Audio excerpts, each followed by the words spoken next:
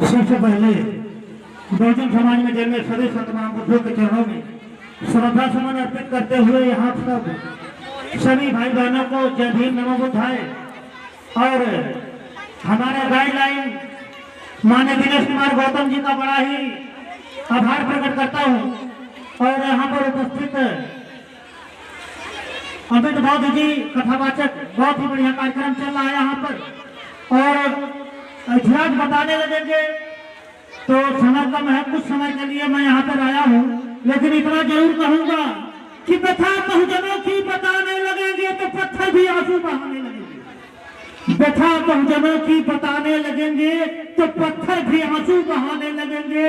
ये खो गई है भीड़ में जो आदमियत, इसे ढूंढने में चबाने लगेंगे।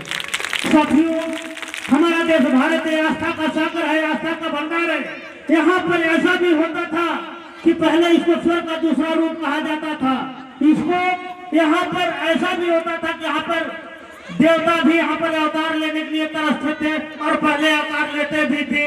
लेते कैसे थे?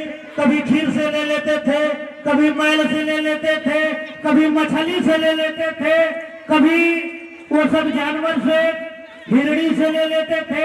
ऐसा अवतार आना कब बंद हुआ? गांधी दिनेश कुमार गौतम जी बताते ये तब बंद हुआ जब बाबा साहब ने मसाल जलाई शिक्षा की। उन्होंने 3 मूल मंत्र दिया कि शिक्षित करो, संगठित करो, संघर्ष करो। इसके बाद जब हमारा समाज पढ़ने लगा, जानने लगा और हमारी महिलाएं जब जागरूक हुई, इसके बाद जाकर के ये अवतार आना बंद हुआ। सबसे बड़ा डॉक्टर अगर कोई है तो बाबा साहब भीमराव अम्बेडकर, जिन्होंने ऑपरेशन कर दिया। और उन्होंने कहा था पहले लोकतंत्र चलता था। लोकतंत्र का मतलब पहले राजा रानी के पेट से पैदा होता था, राजा का बेटा राजा होता था, राजा मर जाए उसका बेटा, उसके बाद वो मर जाए उसका बेटा। धीरे धीरे करके जब बाबा साहब ने संविधान लिखा तो उन्होंने कहा कि अब राजा रानी के पेट से पैदा नहीं होगा, अब मतदान की बेटी से पैदा होगा। इसीलिए इस मंच के माध्यम से मैं कहना चाहूंगा, क्योंकि सभी लोगों की बात, सभी बहुजनों की बात कहता हूँ, मैं आह्वान करता हूँ क्या कि नहीं तिलक के हिंदू हैं हम। इतिहास पर यह उन्होंने कहा था कि SC ST OBC क्या जाकर संसद में हल चलाएंगे। याद करिए, यही बहनें हमारी हैं, इनको शोषण का शिकार कहा जाता था। बहनें हमारी दहेज में दान दिया जाता था, इनको सिर्फ मात्र दहेज के लिए यूज किया जाता था, इनको कष्ट समझाया जाता था, इनको सब सेवा करवाने के लिए अवसर किया जाता था।